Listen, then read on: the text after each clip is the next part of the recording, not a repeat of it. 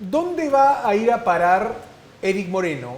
Chayapalca es una opción, lo decía Reboredo, lo definirá el INPE, pero ¿quiénes están en Chayapalca? Hay que hablar un poco de la cárcel que alberga reos de alta peligrosidad, como por ejemplo otro líder de red criminal, en el caso de quien fuera líder de la red Barrio King, enquistada aquí en el Primer Puerto, Gerson Galvez Calle, Caracol, ¿no? Es uno de los presos que está ahí en Chayapalca. Este es otro. Joran van der Slot. Joran van der Slot, ¿no? Que el asesino de Stephanie hace Flores. poco, después de tantos años, se arrepintió del crimen que cometió y pidió perdón a la familia. Claro. Pero después de muchísimos años de silencio y de no aceptar e incluso no dar el paradero del cuerpo de su víctima. Claro, en este caso de Natalie Holloway, ¿no? 17 años tenía y murió en Aruba, asesinada por Van der Slot. Está también en Chayapalca Héctor Prieto Materano, Mamut, número 3 del tren de Aragua en el Perú. Hay gente de la Cota 905, de los Hijos de Dios. Smith Cruz Arce, líder de los Pulpos, También. otra organización criminal que en el norte del país ha sembrado el caos, el miedo y también tiene víctimas por montones. Régimen cerrado, se le espera un régimen de aislamiento, pocas horas de patio, 0 visitas, ¿no? Y aquí creo que esta discusión nos permite, o este tema de Eric Moreno llegando a un penal peruano, nos permite también hablar de cómo está el sistema carcelario, porque estaba en la mañana preparando el informe para el noticiero del mediodía y vi que se cayó la ampliación de Chayapalca. Claro, o sea, se iba a construir un nuevo penal, donde ¿no? se tenía espacio, ¿no? Para poder tener más celdas para estos criminales ranqueados.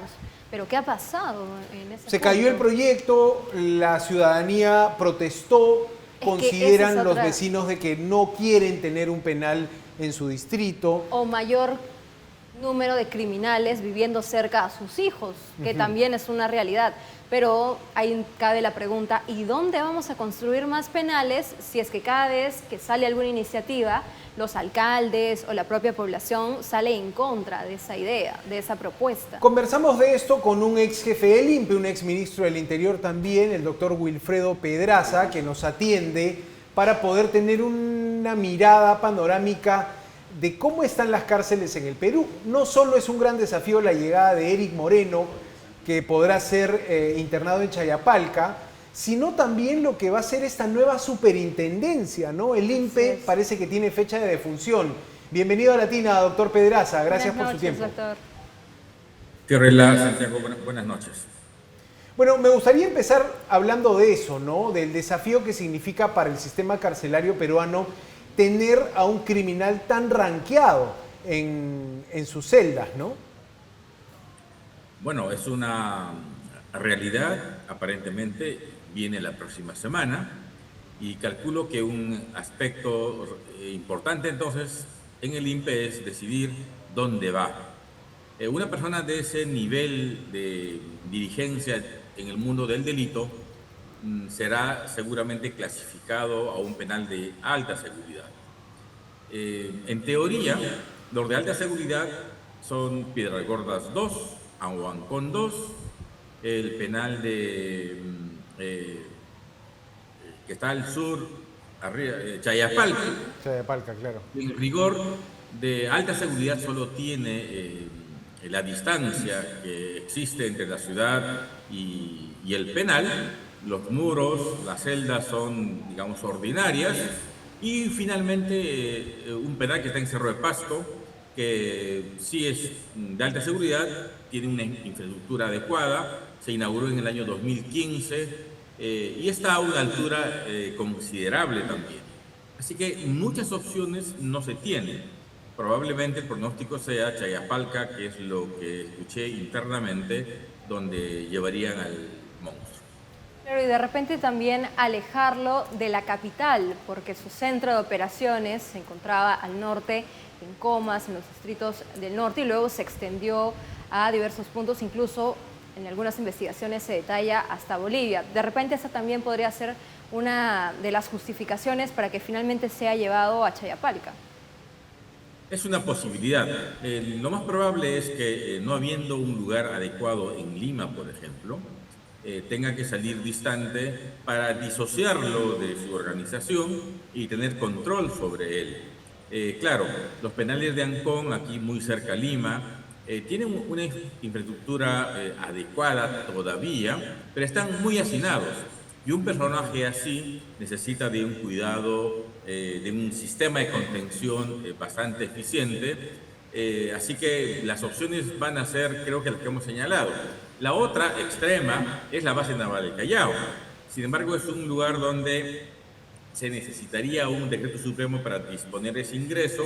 Entiendo que la Marina se opone a que vaya. Claro, se termina ese convenio, ¿no? Se termina el convenio, lo confirmaba la Marina el año pasado, precisamente cuando Eric Moreno ya había sido detenido, como que la Marina diciendo, aquí no va a entrar un preso más, ¿no? Claro, en realidad ese convenio se ha ido terminando hace muchos años. Se renueva, ¿no? Recordemos que ahí están personas de alto nivel vinculados a los grupos terroristas.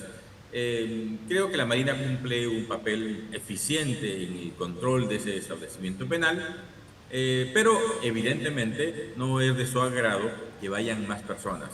Yo calcularía que o va a Chayapalca o va a Ancón 1, que es el penal de alta seguridad, pero aislado de la población penal. Finalmente es una persona que de hecho tiene muchos vínculos, como la mayoría de los delincuentes de ese nivel, y el sistema se les va a arreglar para tener un mecanismo de control adecuado, a pesar de la infraestructura deficiente que lamentablemente existen en la mayoría de penales.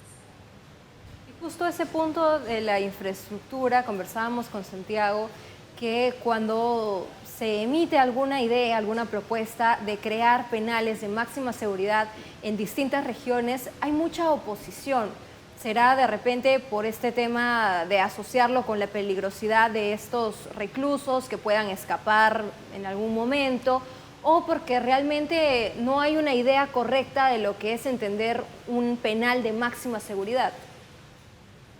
Yo creo que la población y los vecinos de los penales se oponen porque eso significa que no solamente es del penal, sino que hay un flujo de policías, trabajadores penitenciarios, fiscales, jueces, pero particularmente familiares de los internos. Asume la población que ese tránsito de personas incrementa sustantivamente la inseguridad en la zona, y por eso se oponen. No es un tema nuevo, lamentablemente, la oposición. Se ha impedido construir muchos penales por esa causa y claro, cuando hoy se diseña un penal, se busca primero la licencia social a partir de algunos factores. A ver, comunidad, vamos a hacer un penal, vamos a tener mano de obra, vamos a contratar mano de obra para... claro, algún incentivo, ¿no?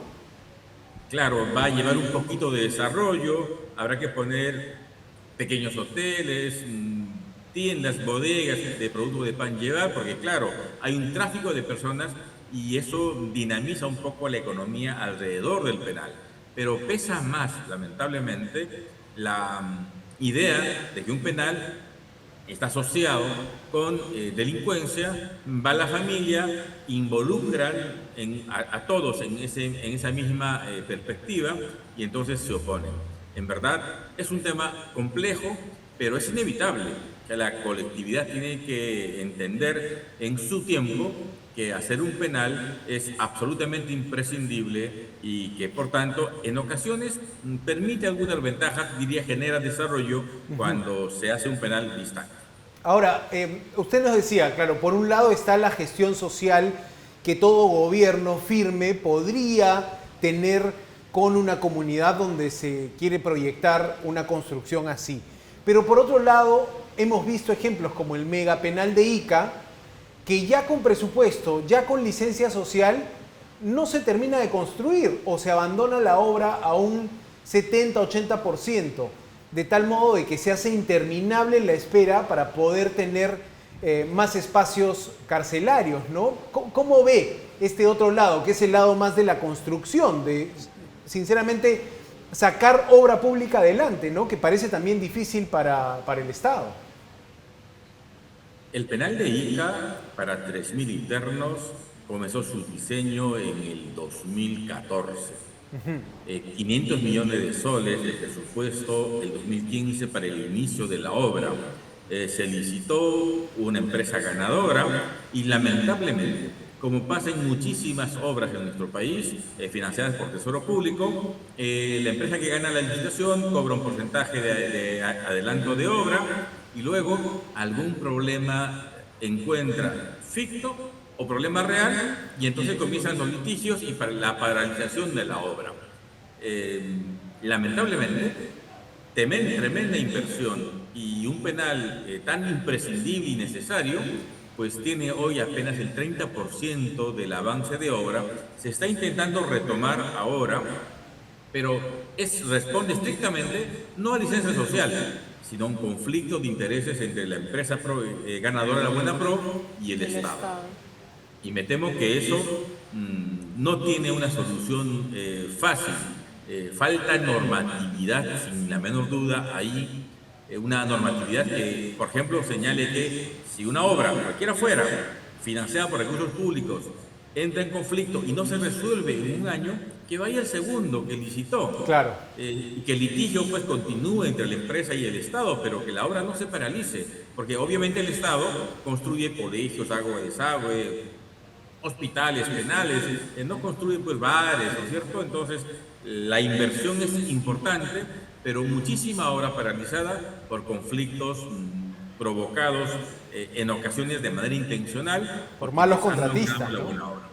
Claro. Y por la flexibilidad del Estado también, ¿no? También, o por la corrupción, también se puede sospechar, ¿no? Sin duda, sin duda. Ahora, doctor, hablando de este tema de ciudadanos que están recluidos, ¿cuál es la situación actualmente del expresidente Humala? ¿Se tiene alguna actualización en su caso? Bueno, él ha cumplido 9 meses de una detención que nos parece absolutamente arbitraria. La semana pasada, a partir de tres situaciones, hemos vuelto a pedir a la Sala Penal de Apelaciones que revise la ejecución provisional de esa condena en primera instancia. Y el primer dato, la primera referencia es la sentencia de la señora Keiko Fujimori, dictada por el Tribunal Constitucional, que ha dicho que los aportes para campaña no son delito. Pero además, un segundo elemento bien importante, la Corte Suprema en nuestro país, en el caso Susana de la Puente, ha repetido exactamente lo mismo. Los aportes para campaña no son delito. Y en tercer lugar, hemos ganado un habeas corpus en el Poder Judicial en favor del presidente Humala, que ha señalado expresamente que la detención en los términos que se ejecutó resulta absolutamente arbitraria. Por tanto, estamos pidiendo la revisión de esa decisión. Hace par de días nuestra petición ha sido remitido al Ministerio Público para que opine y espero que la semana que viene nos puedan convocar a una audiencia y discutir si la situación cambió, si el efecto de la gravedad del delito se redujo sustantivamente a partir de esas decisiones judiciales. Obviamente pensamos que sí, y el presidente Humala tenga la capacidad de llevar su proceso en libertad, porque realmente es indignante que cuando hay pronunciamiento de no delito si es aporte de campaña, él esté condenado y privado de libertad hace 9 meses por algo, el Tribunal Constitucional ya ha dicho que no es delito. ¿Podemos hablar de una inminente salida de prisión del expresidente Humala? Bueno, yo espero que esa decisión de manera reflexiva la tome en la sala, porque nuevamente los casos pueden tener pequeños matices, pero lo que ha establecido el Tribunal Constitucional y la Corte Suprema de nuestro país es que si no se tiene conocimiento del origen ilegal de recursos donados para la campaña, no puede haber delito. Y obviamente al señor Humala, Odebrecht, dice, le aportó $3 millones en el 2011, cuando nadie sabía que Odebrecht era la empresa que hoy todo el mundo conoce. Entonces, si no hay un conocimiento cierto, o por lo menos razonable, de origen ilegal de ese dinero, ha dicho la Corte Suprema y el Tribunal Constitucional, eso no puede ser en ningún caso lavado de activos.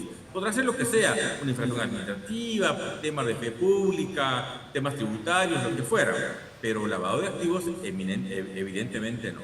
Entonces hay la esperanza, doctor, de parte del expresidente y supongo también de Nadine, ¿no? De reencontrarse. Esperanza por un tema de justicia, Fiorella, porque de nuevo, no puede pasar que en nuestro país un hecho que está definitivamente calificado como no delito tenga detenido a una persona que tiene imputación por lo mismo, como no tiene que pasar en nuestro país que una persona que acude a la audiencia le hace un adelanto de fallo, lo manden a la prisión y él no tenga capacidad de apelar sino luego de 17 días. Y eso es lo que ha pasado. Si eso ocurre con el señor Humala, un expresidente, lo que puede pasar con un ciudadano común y corriente es una situación incalculable. Por eso nosotros hemos actuado con quejas, con habeas corpus y con varios mecanismos de defensa. Correcto. Pero a pesar de eso, evidentemente el tema toma tiempo y espero que la semana próxima esto se pueda solucionar. Bien, doctor, le agradecemos su participación en Latina esta noche y por supuesto atentos a lo que pueda ser el desenlace sobre la situación carcelaria del expresidente Ollanta Humala. Muchas gracias, Gracias, Wilfredo doctor. Pedras. Buenas noches.